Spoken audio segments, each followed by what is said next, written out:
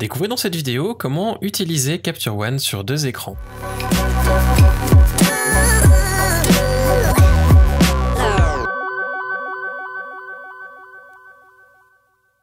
Salut, je m'appelle Quentin Descaillets. Vous pouvez retrouver mon travail sur quentindescaillets.com ou sur facebook.com/quentindescaillets.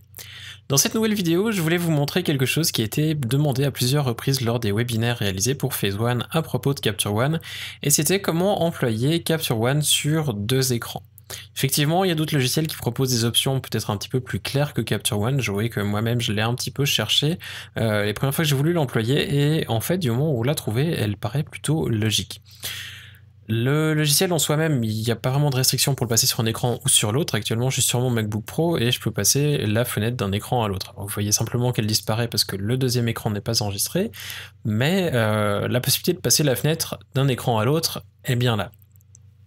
Ce qu'il va falloir faire en fait si on souhaite travailler sur une deuxième fenêtre, sur un deuxième écran, c'est se rendre dans Fenêtre et cliquer sur une de ces fenêtres que l'on souhaite activer. On en a plusieurs. On a la visée vidéo qui est pratique si on travaille avec un appareil connecté et qui va nous permettre donc de travailler avec la visée vidéo pour faire notre prise de vue. On a les activités s'il y a des choses qui sont en cours d'export par exemple, le journal des événements s'il devait peut-être y avoir des problèmes ou de nouveau quelque chose en cours et que l'on souhaite garder un suivi de ce qui se passe. Et enfin, on a la visionneuse qui va nous intéresser un petit peu plus lorsque l'on fait du traitement. Si je clique dessus, alors là, elle s'affiche sur mon bureau principal parce que je viens de l'ouvrir sur mon bureau principal tout à l'heure pour être sûr que ça fonctionne. Mais je peux tout à fait la ramener sur mon deuxième écran. Alors là, vous la voyez disparaître simplement qu'elle est sur mon deuxième écran, mais je garde quand même la fenêtre que l'on avait tout à l'heure sur mon écran principal. La visionneuse, en fait, c'est donc la partie qui nous permet d'éditer. Il se peut que vous n'ayez pas cette barre à gauche lorsque vous allez ouvrir la visionneuse, et à ce moment-là, il vous faudra simplement cliquer sur la fenêtre, donc pour être sûr d'être dans celle-là et pas dans celle qui est déjà ouverte au préalable, et faire soit commande ou CTRL-T, ou alors aller dans présentation et faire afficher la barre d'outils qui doit se trouver quelque part par ici.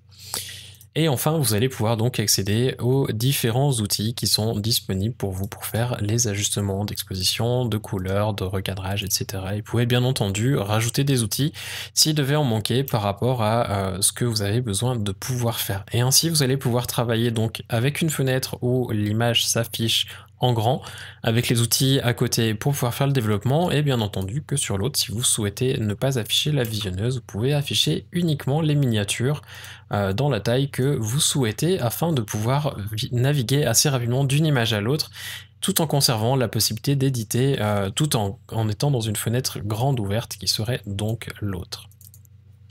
C'est pas plus compliqué que ça, donc simplement se rendre dans Fenêtre et cliquer sur Visionneuse, puis ensuite travailler avec la barre d'outils qui se trouve sur la gauche.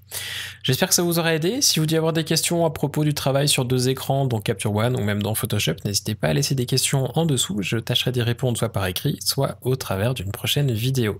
D'ailleurs, n'oubliez pas non plus de vous abonner à la chaîne afin d'avoir toutes les informations lorsque de nouvelles vidéos seront publiées. En attendant, je vous souhaite de passer une excellente fin de journée et à bientôt!